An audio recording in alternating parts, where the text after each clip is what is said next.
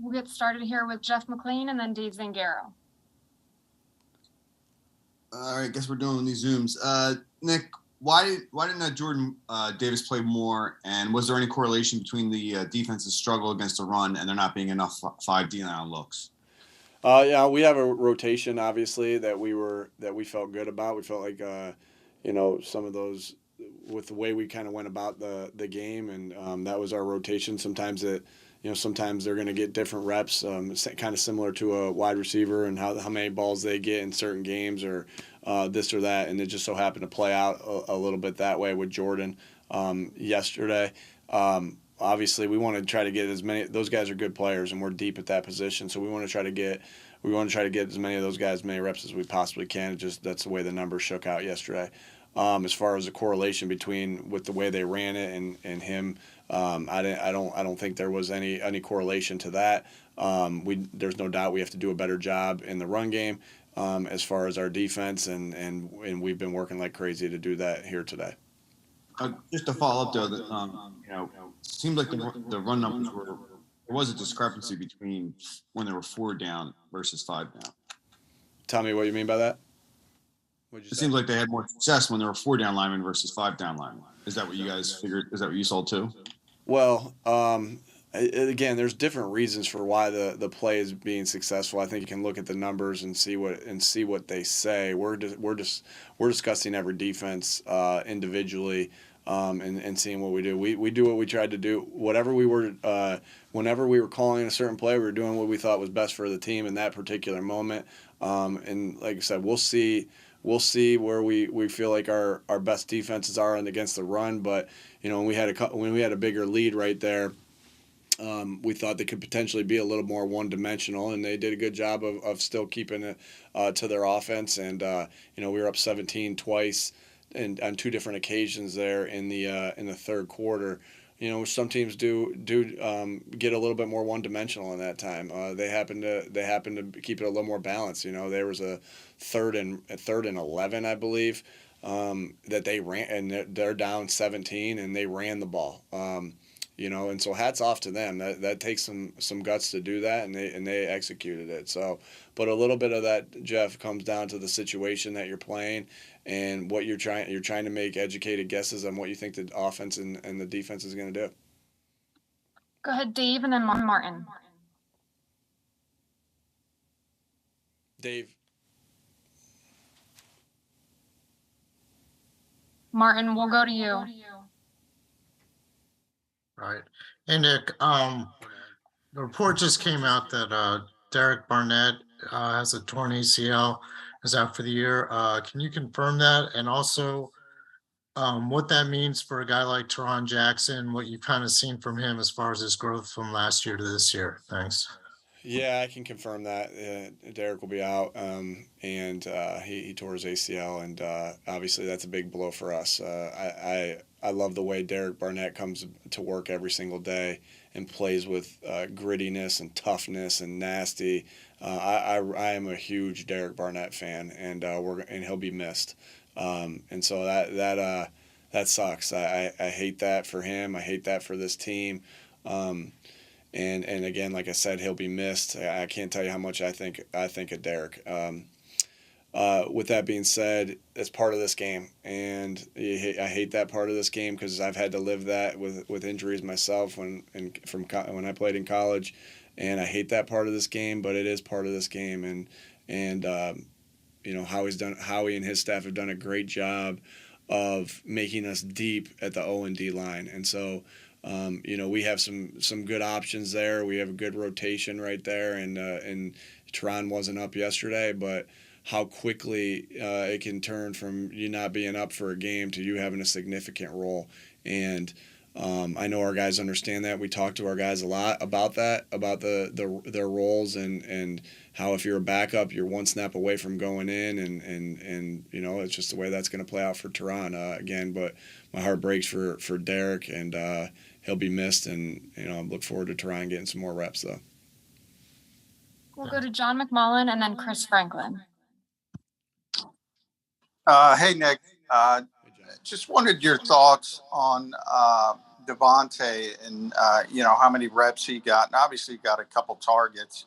I know you said eventually, week to week, the football will come to you. But as sort of the offensive architect and Shane as the play caller, how much discipline do you guys have to make sure you get guys involved?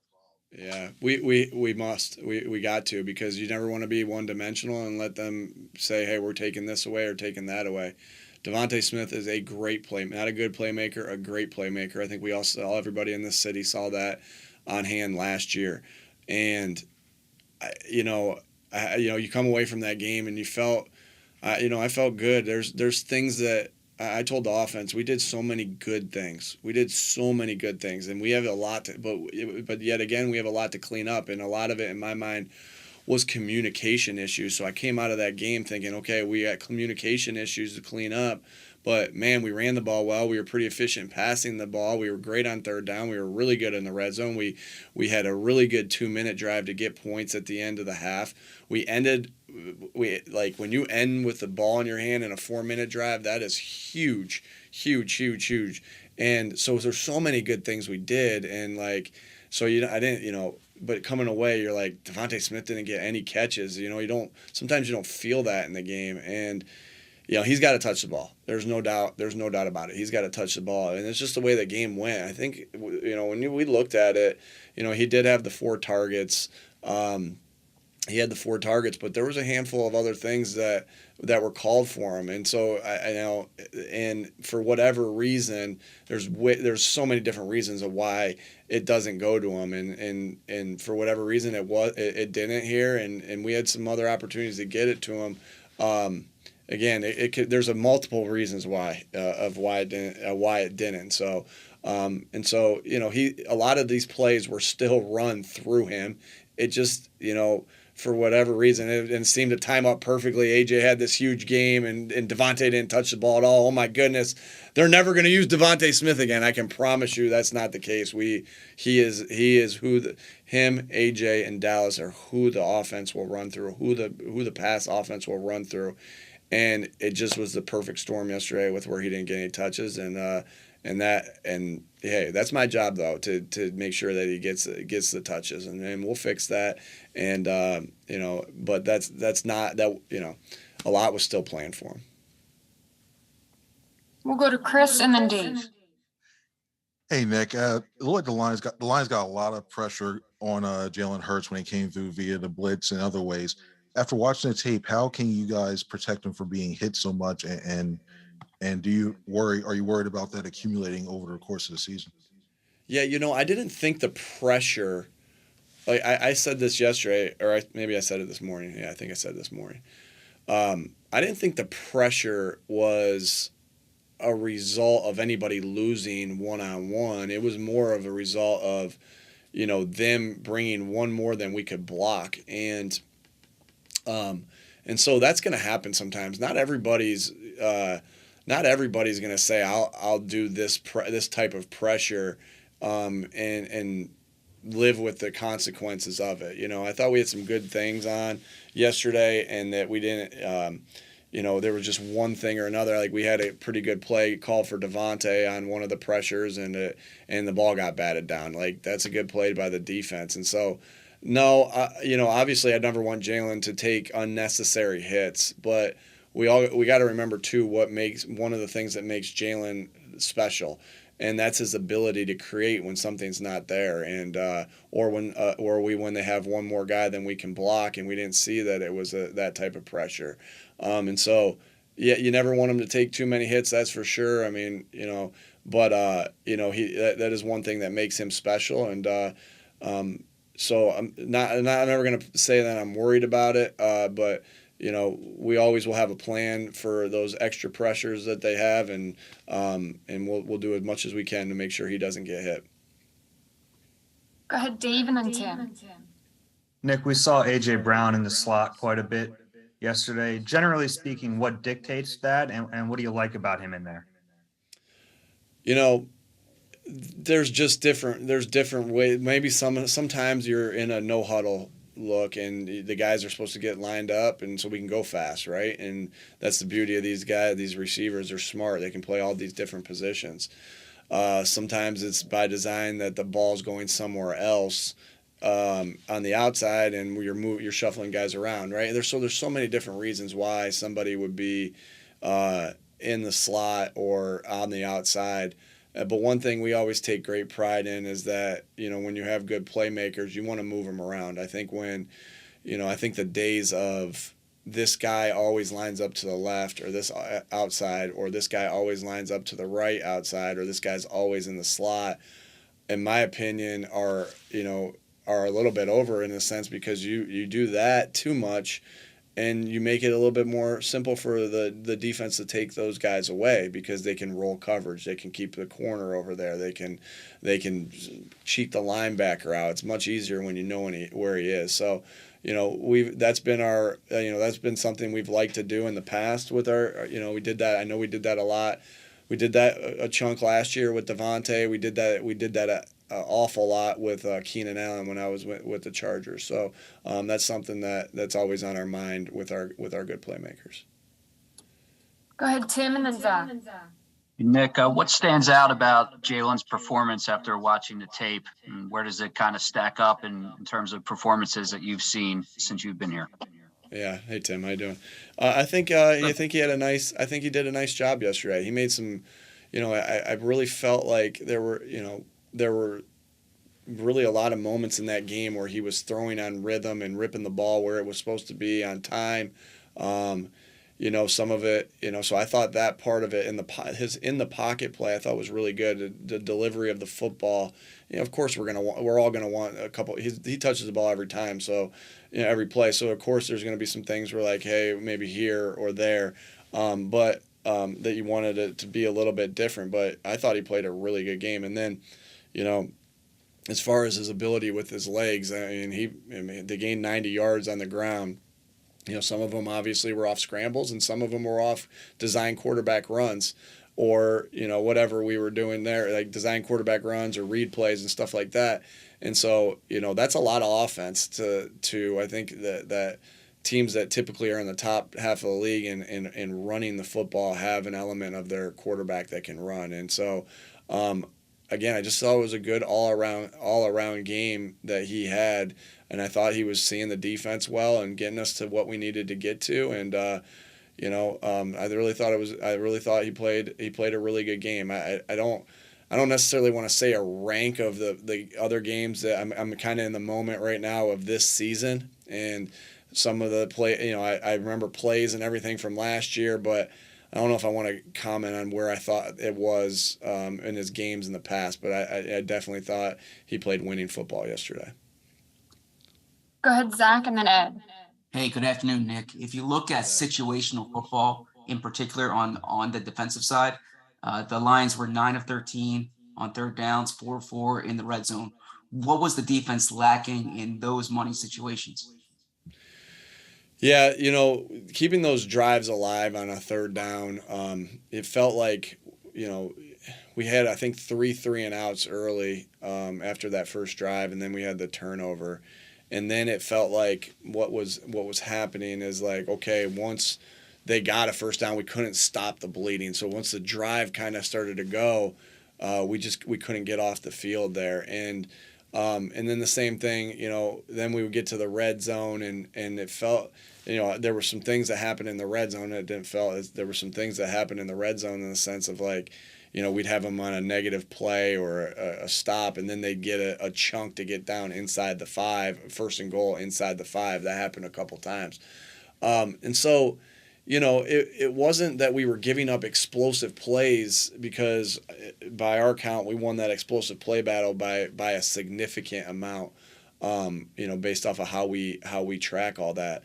So it was more of just the sustained drives, and that can be just a short completion here or a short completion there, or the run game, which wasn't up to our standard, and we know will be better as we move forward. So it's and it always is going to start with us as coaches, and then we just got to get them in a good position to help them make plays, and then and we're all in this together, and so it wasn't one thing here or there. It wasn't just one particular thing, Zach. It was it was a bunch of things, but it really was highlighted by just the succession of them being able to stack plays on plays on plays, as opposed to hitting any big ones. But still, you got to stop. We got to stop them and get off the field in some of those situations. We'll go to Ed and then Josh. Yeah. Hey, Nick. I Yeah. think one of the overlooked parts of yesterday's game, at least for me, I don't know about others on this call, was the onside kick recovery by Zach McPherson there. It didn't seem to catch you guys off guard, and it gave you the short field, and you were able to cash it into a touchdown. What was that play? I mean, how do your special teams line up in that situation? You're not really expecting it at that point, but how big a play was that for you, in your opinion? Yeah, good question. That was a huge play. And to me, I know that doesn't count as a turnover, but it kind of should a little bit in my mind, right? And by where we get the football and how we get it, that momentum, like, hey, you just tried to get us and we got you. You know what I mean? That's a great feeling. And so, it's first of all, I got to give a ton of credit to Coach Clay and Coach Panunzio and Coach Tyler Brown in the sense of, man, they prepared those guys for that. They knew that was in their repertoire, and they prepared them for it. And we practiced that. Like Zach did that in a practice, and that's so cool as a coach. Man, that's so cool when that happens as a coach, where you prep them and then they come out and they execute it. Like that's like, we can't score touchdowns anymore. We can't get onside kicks anymore. We can't get a strip sack fumble anymore. But that's such a cool thing when we can help them accomplish everything they want to accomplish and what we want to accomplish as a team.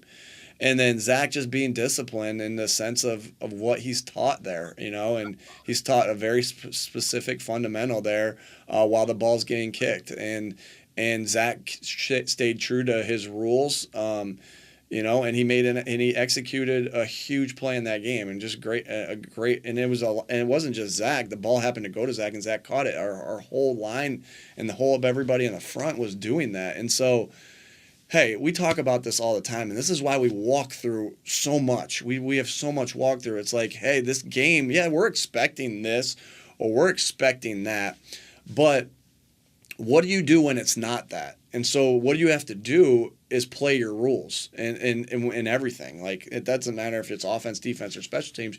You play your rules. And when you play your rules, that doesn't mean you're always going to be successful against all the unknowns, but it at least gives you a chance to be. And that's what Zach did, and that's what our special teams coaches did, and the whole special teams unit. I thought that special teams played really good yesterday, and that was a huge, huge play in that game. I mean, it just made me think, like, hey, what was last year's big special teams play? It was the Carolina block punt, right? And then boom, there was a big punt return last year, and then boom, this one, and it's great to see all phases contributing to winning the football game. Go ahead, Josh, and then Bo. Hey, Nick, good afternoon. Just Hey, following Josh. up on Derek Barnett, I guess could you touch on the significance of and the impact of having a healthy BG back in that rotation, with that injury? And then, I guess BG's, just what was it like having BG back on the field yesterday? Martin, someone just popped into your room right there. I don't know if you saw that. All right, yeah, so That it was my huge. dog. It was huge to have Brandon Graham back, obviously, and obviously in the scenario we're in right now, you want as much depth as you possibly can there, and so having his leadership and Brandon Graham is not just a great player. He's a great person, and he's a great teammate. And man, you just want him on the field, and you want him on the field Monday through Saturday as well, because naturally there's going to be lulls, right? And like, oh, it's Wednesday, the coaches were up all night working, and it's week 6, and man, we're kind of dragging ass today, right? And someone's got to pick us up, right? And BG seems like he's always the one that can do that, just because his personality, he's got an infectious personality. Guys gravitate towards him, and that's why he's one of our captains. And it was great to see him on that field again yesterday. He's worked so hard to get back, and had a really nice rush on that big sack that Fletch got, which we created pressure on that interior there and on the perimeter. So, good to see him back making plays. Thanks. We'll go to Bo and then Les. Hey, Nick, quarterbacks getting hit is not a new topic with rushing quarterbacks, and obviously you're not going to stop Jalen from scrambling. Do you have like a number in your mind for how often you want to have those designed runs or read plays for him over the course of a game? 22. No, I'm just kidding. No, I don't have a, every game is going to be called for something different, and how you need, like, I know this, that if we need to throw it 50 times to win the game, we'll do that. If we need to run it to Miles and Boston and Kenny 50 times, we'll do it. If we need to run Jalen, I won't say 50, because then that's the number that you're asking is a little south of 50. But if we have to run him 20 times to win the game, we'll do it. And Jalen knows how to protect himself. That doesn't mean you can always account for somebody, getting an extra shot on him. I get that. Like, obviously we've seen that. I think it happened in the Jets game this training camp, and then obviously it happened a couple times yesterday. But you can't always account for that. But he's very smart about how he doesn't take hits like a normal quarterback take hits. He knows, he's got rare instincts in the sense of how to get down and how to scramble out. That doesn't mean it's going to be perfect every time. I get that. But he does have rare instincts, and we do trust his decision-making process there. But, we're going to do what we can do to protect him at all times without affecting affecting how we win the football game, if that makes sense. Do you find yourself thinking like, man, it's only week one, or are you so much a prisoner of the game that we got to do what we got to do to win this week? Yeah, I mean, you're always thinking the big picture, obviously, when it comes to player safety and player health. That's why we practice the way we do, right? And that's why, we're always thinking about that. And so, yes, you do think about in the game, but in the game, you're like, all right, well, this is the only game that matters right now. I'm not worried about anything else. So it's a fine line, and there's a lot of those situations in football, like where there's fine lines in it. So, to answer your question, yes to both. I mean, yes to both. So We have time for two more, so go ahead, Les, and then Pat. Nick, just to follow up on what Bo was asking there, the slides specifically, it seems like there's contact on every slide he makes. Now, you're right, Les. I'm going to call that's how I felt yesterday. Well, that's what I'm asking. He's down. Why is there contact on every slide? And did you take this up with the officials? And are you going to talk to anybody with the league about this? Is there a benefit if you're making a big deal of this? Or? Sure. So Les, here's the way the rule reads, and I can just educate us on the way it reads, and the way it reads is that if Jalen slides before anybody is committed to tackling him, then they can't touch him, right? So now when he slides and the guy is already in the process of making the tackle, because the guys can't just let up, right? We wouldn't want our guys to teach it that way either, right? Because if he hasn't started his act of sliding, we want those guys to continue on the process of trying to tackle him. So if he starts his slide while they're in the process of trying to tackle him, he's free game, except for in the head neck area. Okay, if that makes sense. So we got a couple called yesterday because they went to the head neck area, and I got to remind myself. I think it's a good opportunity for me to say that to the fans and to myself out there, because I never want them to get hit. I mean, let's be honest. Like, I know what Bo asked me, and we got to run them, but I don't want them to get hit. And so But that is within the rules of the game. And I have to remind myself, the reason I'm so educated in that rule is one, it's my job to be, but also is because I got to educate myself so I don't fly off the handle that he got hit. And that doesn't always mean I'm perfect with that, because I know I do. But so that is the way the rule writes. And I know the referees have a really hard job, and I think they did a good job of officiating that. To be honest with you, I think they did a really good job of officiating that yesterday. Go ahead, Pat.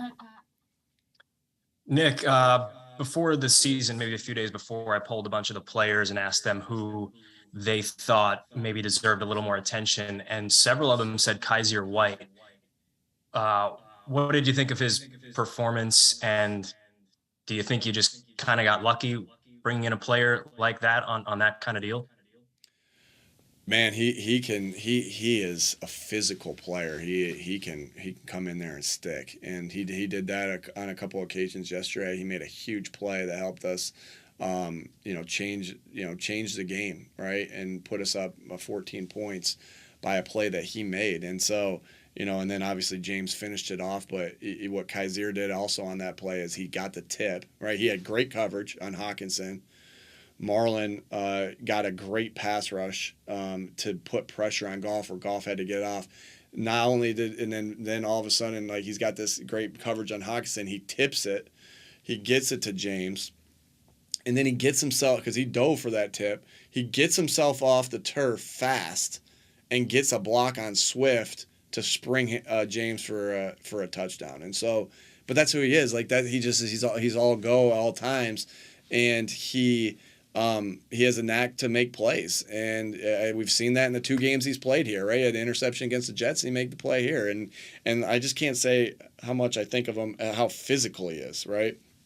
He's a physical man, and I love that. I love that about him, right? Because that's the name of this game, and so, just a great job by Howie and his staff of getting good players in here, and that Kizer is definitely one of them, and I'm sure it's like, I don't know, like, I don't want to say it was a steal, I don't want to say anything like that. I'm just sure as heck glad we got him, right? And I'm sure as heck he's glad he's not on the Chargers anymore, and he's a Philadelphia Eagle.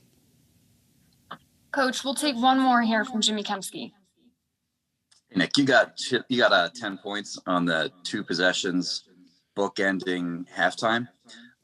So on the one before the half, after Jalen had taken a sack on first down, I think it put you in like 2nd and 15, a little under a minute to go. You guys seemed content to just run clock at that point.